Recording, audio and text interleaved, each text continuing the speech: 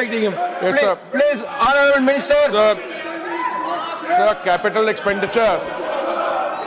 Sir, capital expenditure at any given point of time in any particular sector, including the country overall, is a very good indication of the indicator of the kind of progress that is being made. Sir, I would like to reiterate what the honourable member has said insofar as the coal sector is concerned. Sir, the capital expenditure incurred by the public sector coal units. No, I will not allow you. I'm not allowing you. Year on year, they no. have always succeeded in exceeding their targets. And last year, sir, it was 140% more than the targeted amount. Nothing should go on record. Nothing should go on record except the minister's answer. Sir, the issue today is that apart from the 31,000 crores of capital expenditure that has been incurred in fiscal year 24-25, we should see that it has gone up from 2020-21 when it was 17,500 crores. It has gone to 31,500 crores in these 2 years. Sir, in addition, the country has witnessed record production of coal. It has crossed 1 billion tons of coal production for the last time, and it has gone up from something like 500 million tons to over 1,000 million tons, sir. This has resulted in reduction of imports. Sir, apart from the capital expenditure incurred by the PSUs in the coal sector, I would also like to add that the budget which was presented by the Honourable Finance Minister indicated a massive increase in capital expenditure for the country overall. Sir, in 2014, the country's budget provided for something like 2 lakh crores by way of capital expenditure. Last year, sir, it had gone up to 11 lakh crores. And some people like me used to wonder, will we be able to absorb and spend 11 lakh crores? So this year, the capital expenditure has gone up to 12 lakh crores. Add to that, sir, what is made available to the states through the Finance Commission, and you will see that's another 4 lakh 50,000 crores. It's something like 17 lakh crores. Then you add the sectoral capex by the PSUs. You have 30,000, 31,000 crores by the coal PSUs. Sir, in my own sector, the oil sector, the OMCs, our PSUs are called oil marketing companies. You should they are, maintain also the incurring discipline 1 lakh, in the house, then I am allowing anything. You don't have that 1 lakh discipline. 20 crore by way of capital. So it's a massive amount of capital expenditure which is being incurred in the country. Sir, this sustained overachievement from targets, despite coal sector being marred with various bottlenecks, makes the coal sector PSUs amongst the top performing PSUs in the country. Sir, insofar as the state of Telangana is concerned, as my honourable members are, one of the companies there, which is a PSU, is incurring at an annual 1,600 crores a year by way of You please go back to your seats. capital expenditure. This results in both direct and indirect employment. In fact, some various sums have been done. No, please, kindly go back to your seats. Continue. Honourable Minister, you please continue. Sir, whenever capital expenditure is incurred, no matter in which sector, infrastructure is built, modernization takes place, jobs are created directly and indirectly. In the case of the facility in Telangana, sir, I think if I remember correctly, they are employing 42,000 people directly and another 16,000 or so by way of contract workers. So it is direct and indirect employment. Sir, in capital expenditure, you used cement, steel, so the production goes up, employment there goes up. All in all, I can say, sir, that overall in the country, you can see, apart from the central government's allocation of capital expenditure, which has gone up to 12.2 lakh crores, what is going to the states through the Finance Commission, another 4.5 lakh crores. What is being done by the companies in the coal sector, sir, 31,000 crores.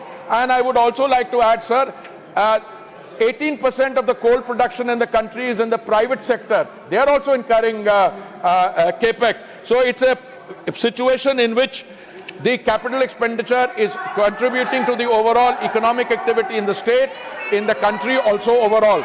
And this has resulted in mining expansion and mechanization, first mile connectivity, railway sidings and logistics, thermal power capacity, renewable energy and coal gasification, and what is most important in a sector like coal, sir, it also helps in employee welfare and infrastructure, sir. Second supplementary, Dr. K. Lakshmanji. Sir, my second supplementary is very specific and pertinent, sir. Whether the investment in renewable energy by coal PSUs indicate a structured transition strategy rather than ad hoc diversification. No. Sir, thank Nobody you. can force the chair. Nobody has the right to force the chair. Sir, I think that's a very relevant question which the honourable member has asked, and I think the answer is also very clear, sir. In a sector like coal, Nothing will go on record except in the minister's answer. Sir, in a sector like coal, one has to ensure both safety, the cleaning of the current processes, and then also last mile connectivity and also then transition, sir. And I think it's a very relevant question he's asked, sir. In the diversification into renewable energy, the coal PSUs have already installed about 2 gigawatts of renewable energy capacity and have a strong pipeline of about 22 gigawatts across solar, wind, hybrid and solar projects. The NLCIL, Neyveli Lignite, leads with 1.6 gigawatts installed renewable capacity, over 2 gigawatts under implementation, and a long-term plan of 10 gigawatts by 2030. Also, sir, NLCIL, that's in Neyveli Lignite, CIL, is the first central PSU to cross 1 gigawatt and has achieved net zero. Also, sir, the same company is developing a 250 megawatt or 500 megawatt edge battery energy storage system. Sir, I could go on giving the contribution that the coal sector companies are doing for energy diversification. But I think this is captured and it is leading to transition. But clearly, sir, in a country which is on the move, if you look at the sustainability transition, sir, when the Honorable Prime Minister assumed responsibility in May 2014, we were only blending 1.4% of biofuels. Today, it has come to 20% biofuels. If you look at the area of green hydrogen, sir, we have a target of 5 million 5 million tons by 2030, and I believe even that will be met. So the question that the honourable member has asked and the details I have given about the green energy, or rather this diversification into renewable energy, these are all very valid. I personally feel, sir, there was a debate when you said close down coal, close down fossil fuel. There was an international thing that, we should move straight to renewable energies. But, sir, to move from the current situation to renewable energy, which must be available. And I have seen global estimates, sir, whether it's in the International Energy Agency or the BP Outlook, they say that our coal demand is going to increase in the next few years. In fact, it's saying by 2030 or so, it should go up by 17%. So while simultaneously we are cleaning the processes in coal, simultaneously whilst we are producing more, saving foreign exchange, we are also doing green energy movement into solar energy. There is also a lot of work being done on coal gasification, coal bed methane, and the other areas. I thank you, sir. Third supplementary, Dr. Lakshmikant Vajpayee ji. माध्यम से माननीय मंत्री से जानना चाहता हूं, what is the capital expenditure performance of the coal PSUs over recent year and how the ministry of coal stands in the comparison of other ministries in terms of capex achievements? Honorable Minister. Sir, insofar as the coal ministry is concerned, sir, with all humility, I say that I'm standing in for my colleague, Shri Kishan Reddy ji, who couldn't be here today. I want to pay him a compliment that in relation to the other ministries, the coal ministry has done very well. It has incurred 31,500 crores of capital expenditure, very good. But, sir, with all modesty at my command, the coal sector is very different from others. So I should not compare that with the capital expenditure which my ministry, petroleum and natural gas, the ministry with which I am associated, ours is higher. It's about 4 times, 1,20,000. But, sir, our operations are much larger. And I think it's very creditable for the coal ministry to have 31,000 crores as capital expenditure, and it is visible. It is visible in the last mile connectivity. It is visible in the railway processing. It is visible in the solar energy transition that they're making. Their companies, there are only 3 companies, sir, as far as I know, and all 3 of them are doing very well on capital expenditure. And to answer my colleague, the honorable member, they are doing very well in comparison to other public sector companies which are under different ministries. Yeah. Fourth supplementary, Shriman Brijlal ji. Thank you, Chairman, sir. My question from Honorable Minister, whether the investment in renewable energy by coal PSUs indicate a structured transition strategy rather than an ad hoc diversification. Thank you, sir. Honorable Minister. Sir, it is a structured strategy. What invariably happens, sir, is that all PSUs, the ones I am familiar with, which are dealing with the energy sector, they declare a date for net zero. The companies with which I am more familiar, like the oil marketing companies, they have about a net zero target by 2040 or 2045. So when you adopt a strategy, it has to lead in that direction. That you start a process now. Now I know in the coal sector, some of those net zero targets are a little closer. They are in 2030. So if you look at the overall figures, they may appear small now. But sir, if you look at the solar energy supply chain, it also is very cumbersome. So I am very confident. One, I can be very sure it is a consciously thought through strategy. It's not something that is done ad hoc. If there is a strategy to become net zero by a particular year, 2070 power. No, 2070 is a national target. My senior colleague Manolal ji just reminded me, totally correct. Sir, we set a national target of net zero by 2070. When the Honorable Prime Minister went to Glasgow, I think, at around that time when we took the 5 commitments, 2070 people said it's too far. No, for a country like India, which has great developmental challenges and which has been traditionally dependent on different fossil fuels, etc. So when I was associated with the Petroleum and Natural Gas Ministry, our daily consumption of crude oil was 5 million barrels a day.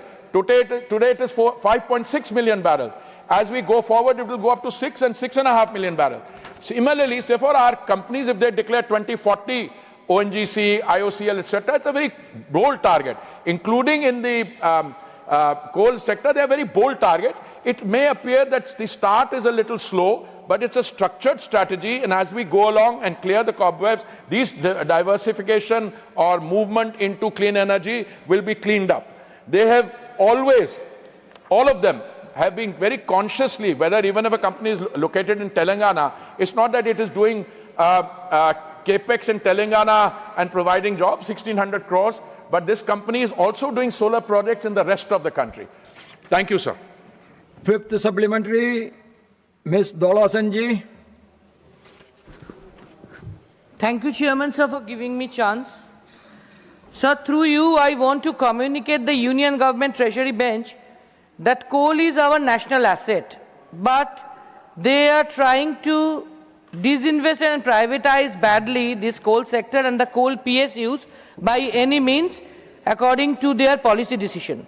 I want to ask that whether it's Atmanirbharata at all, where our national assets are being sold to corporates and the foreign companies even, and it's affecting the nationalized coal industry and coal PSUs and the workers as well. How much capital expenditure and clean energy investments you do for coal PSUs, that doesn't matter. Thank you, sir. Honorable Minister. Sir, I am very intrigued when I have a question which is both a question and then there is an answer in the tail which says how much capital expenditure you do, it doesn't matter. But there are some other aspects to which my honorable colleague and friend has referred to, that national assets are being sold to corporate this thing. No, 1 minute, let's slow down. If there are 3 PSUs, one is called Coal India Limited, the other one is Singaneri collieries and coal and colliers. The third one is Neyveli lignite. Are these foreign corporate assets? So these are owned by our own people.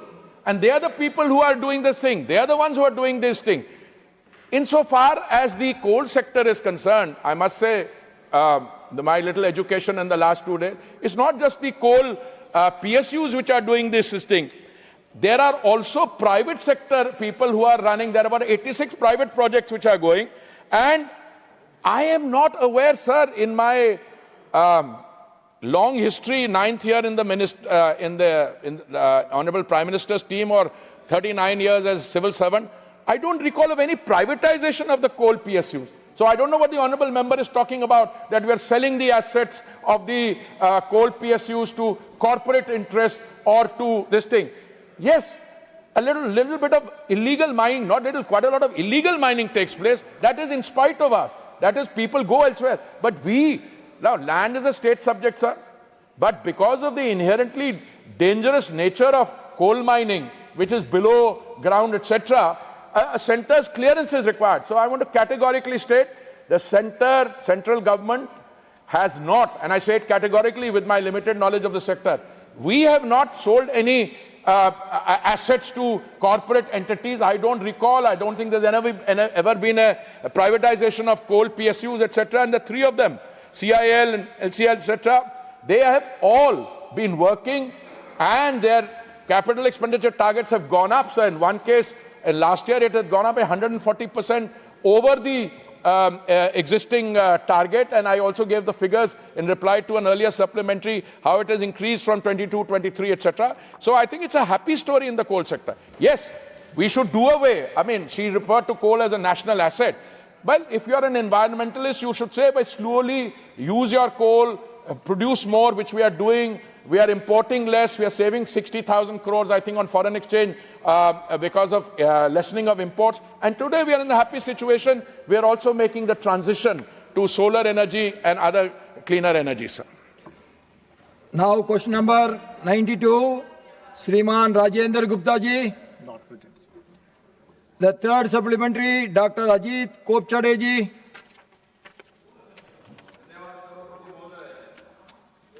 ऊर्जा सुरक्षा को मजबूत करने और आम नागरिकों का अंतर्राष्ट्रीय बाजार में कच्चे तेल की कीमत होने के वाले उतार चढ़ाव से बचाने के लिए माननीय प्रधानमंत्री नरेंद्र मोदी जी के नेतृत्व में केंद्र सरकार लगातार ठोस और राष्ट्रहित में निर्णय ले रही है।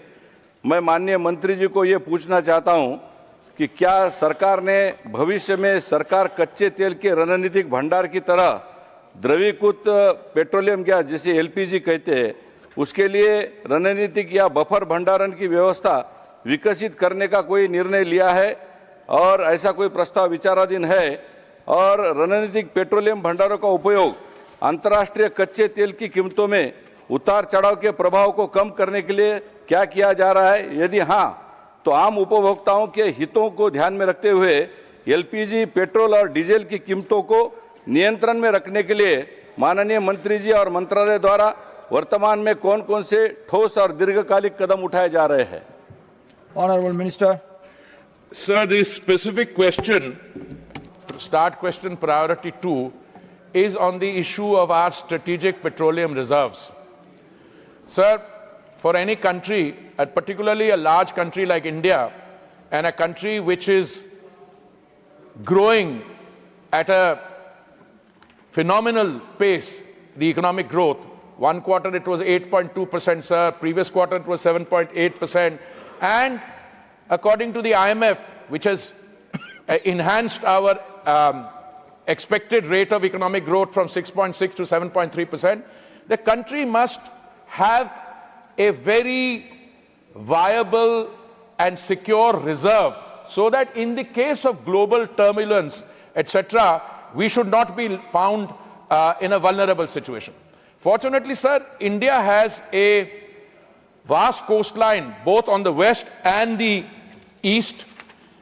We have several refineries in the west coast, sir, starting with Nayara, RIL in Jamnagar, Mumbai. We have Mangalore. We have Kochi on the western coast. We have Chennai, Tatipaka, Vizag, Paradeep, Barauni, Haldia on the eastern coast. Sir, according to the International Energy Agency, and I'm only mentioning the vast coastline and our this thing, because today we are the world's third largest consumer of crude oil. We have the world's fourth largest reserve refining capacity, currently around 260 million metric tons per annum, going on to 320 million metric tons per annum. And we are also the world's fifth largest exporter of petroleum product. Now, the strategic petroleum reserve is designed to ensure that in case of total global turbulence, in case supplies cannot reach either from the western coast or the eastern coast, we must have enough stock left in order to meet that. Now, fortunately for India, sir, we are also a domestic producer.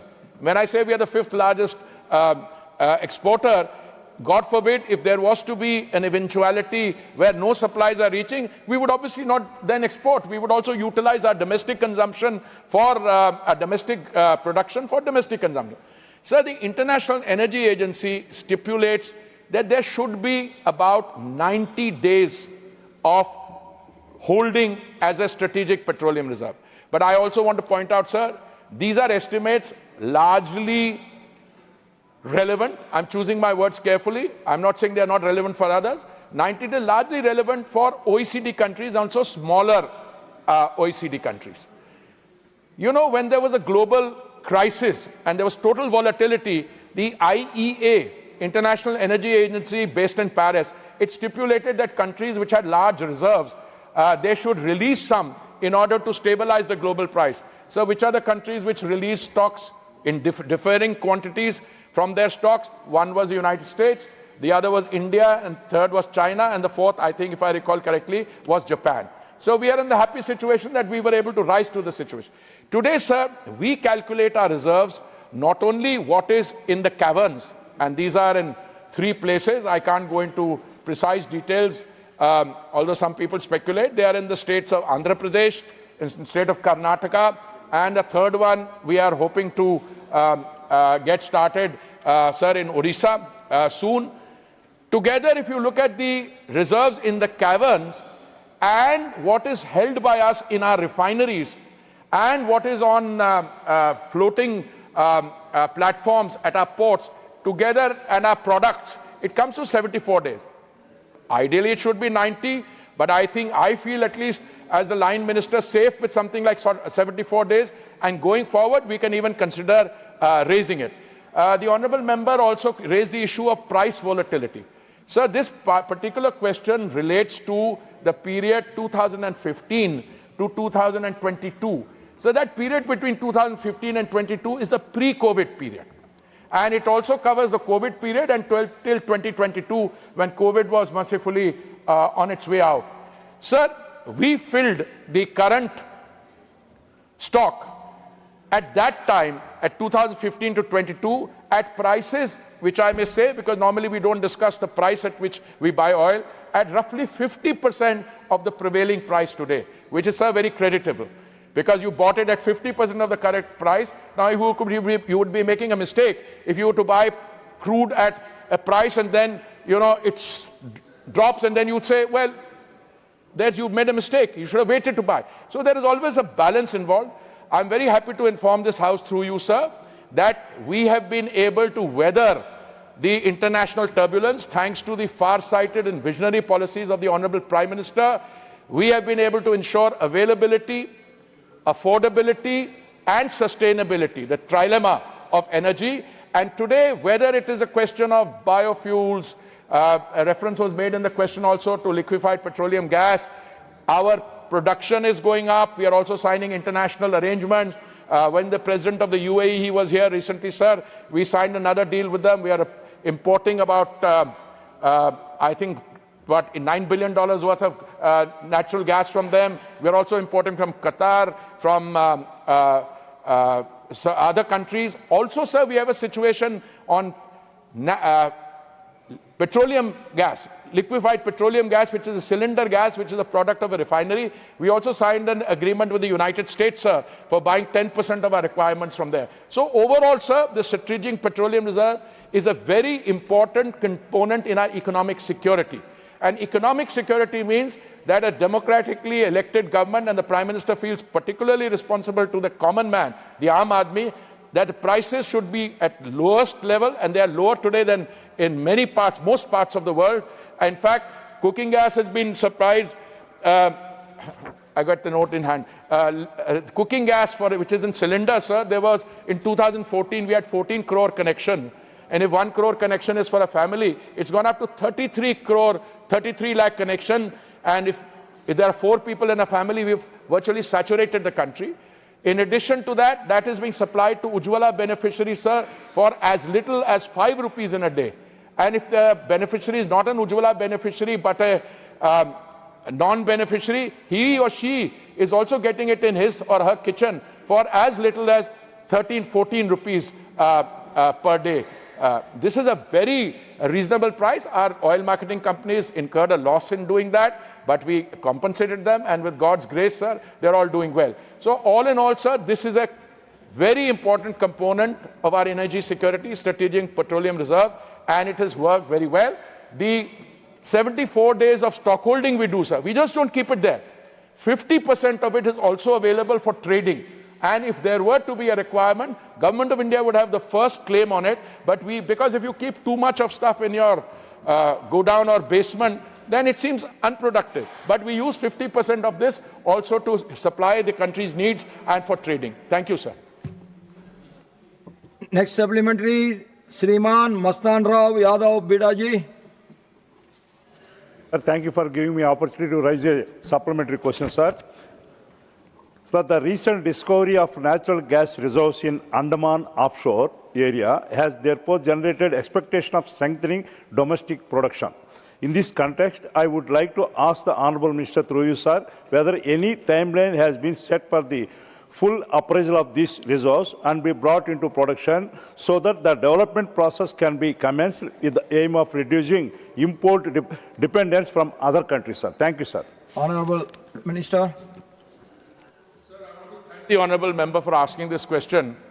Whenever a petroleum natural gas minister appears for an examination, he is hoping this is the question which is asked, because it also provides us an opportunity.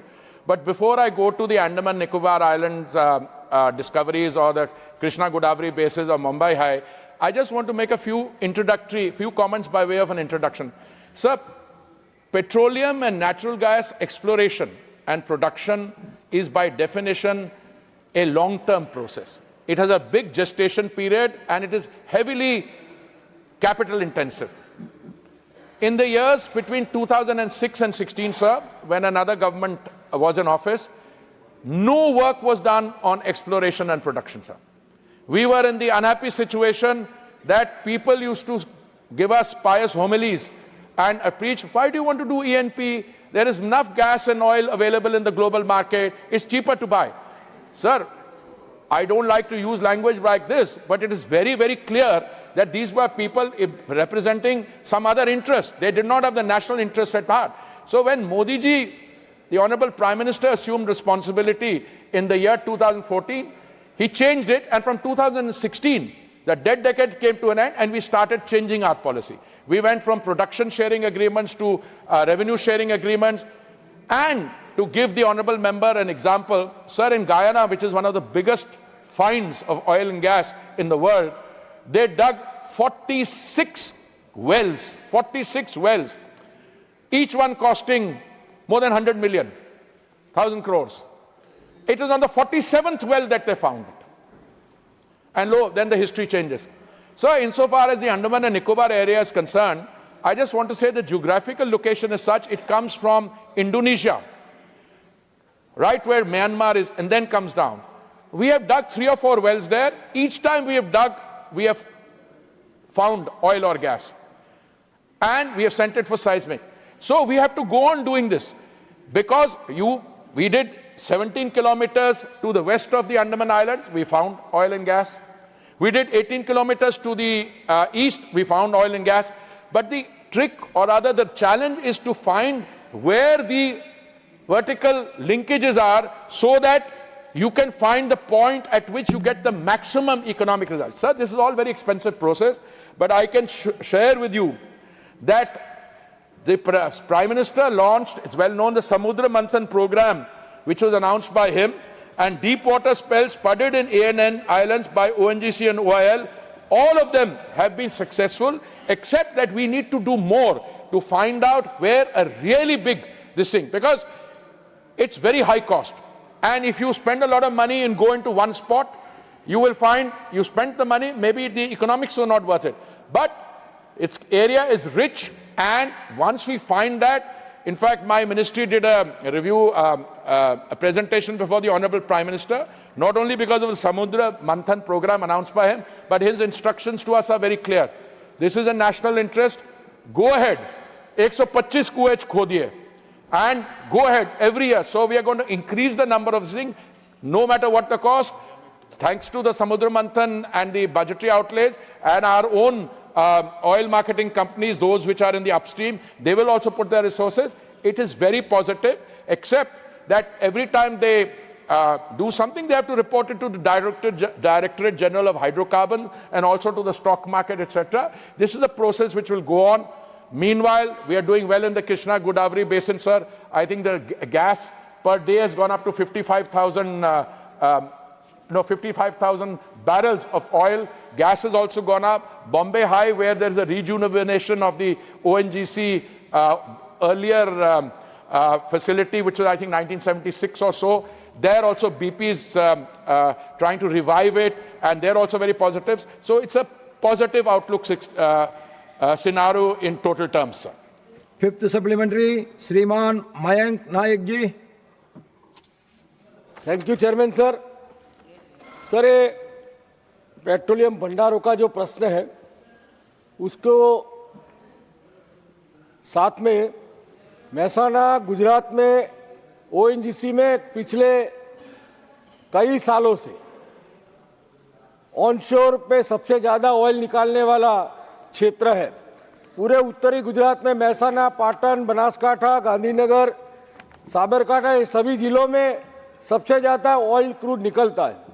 मेरा माननीय मंत्री से पूछना है, क्या सरकार द्वारा उसी क्षेत्र में कोई इंडस्ट्री, कोई रिफाइनरी लगा के वहाँ के लोगों का रोजगारी मिले? ऑयल वहाँ से पाइपलाइनों के द्वारा दूसरी जगह पे रिफाइनरी में जाती है, तो वहीं डाल के जो जाने का खर्च है वो भी सरकार का बच सके, और उस क्षेत्र में जो डेवलपमेंट और इंडस्ट्री लेवल में पिछड़े हुए हैं, पाटन, बनासकांठा वगैरह में, तो वहाँ ऐसी इंडस्ट्री और रिफाइनरी डालने का माननीय मंत्रालय का कोई विचार या सोच है, वो आपके माध्यम से मैं जानना चाहता हूँ। Sir, I have a map of It's not India. belong to you or our party. Sir, I have a map of India. Seni is not belong to your party. No, please. Please, Sir, I this is have only 3 supplementaries. Sir, I have a map of India in front of me, which shows all the refineries, sir, from Batinda, Panipat, Mathura in the north, Rajasthan, Barmer, which is coming up. It has several in Gujarat and West India. And the Gujarat refinery, sir, if I may say, Nayara is what, 20 million metric tons per annum. The Reliance in Jamnagar, one of them is 35 million metric tons, and another one is 33. Then you go to Mangalore, Kochi, Chennai, Trivandrum, all over the country. Sir, a refinery by its very definition is a very big capital investment. We already have 260 million metric tons per annum. Now, if I were the member from Mehsana as my friend, I would also want it in my constituency. But if there are several refineries in the area, we can't multiply. Now, if I were to look at the current map, it's very evenly distributed. And the capacity of these refineries, sir, is going up to 320 million metric tons per annum in any case, through the autonomous processes which are there. And the kind of plans that are here from our industry, they in fact show that it will go up to 400 million metric tons per annum or even higher. Sir, in a few years' time, the global scenario will be characterized by only 3 or 4 countries which will have such refineries. India is already the world's 4th largest refiner. And I think going ahead, I see these small tin teapot, I shouldn't call them tin pot, teapot refineries in different countries, they will no longer be viable. So India will be. But that doesn't mean, sir, that we have to proliferate them, too many in one area. So I deeply respect the sentiment of an MP who says there is oil here, therefore. Well, oil can be extracted and processed in a refinery nearby. So my humble submission is, sir, I don't think that area lends itself for another refinery now, because we've already got several in the area in Gujarat, and if you go to Western India, Mumbai, etc., we have there also. So I think we are on refineries in terms of location fairly well situated. We are only going to be increasing the capacities of some of them in order to integrate them for the production of petrochemicals and so on. I thank you very much, sir. Question number 93, Sriman Neeraj Sagar ji. प्रश्न संख्या 93. Honorable Minister. Statement is laid on the table, sir. The first supplementary, Sriman Neeraj Sagar ji. सभापति जी, प्रधानमंत्री Awas Yojana urban के तहत सरकार ने करीब 1.25 करोड़ शहरी आवास बनाने का अपना गंतव्य रखा है और उसमें से करीब 90 लाख आवास बन चुके हैं मार्च 2025 तक. इसके लिए मैं माननीय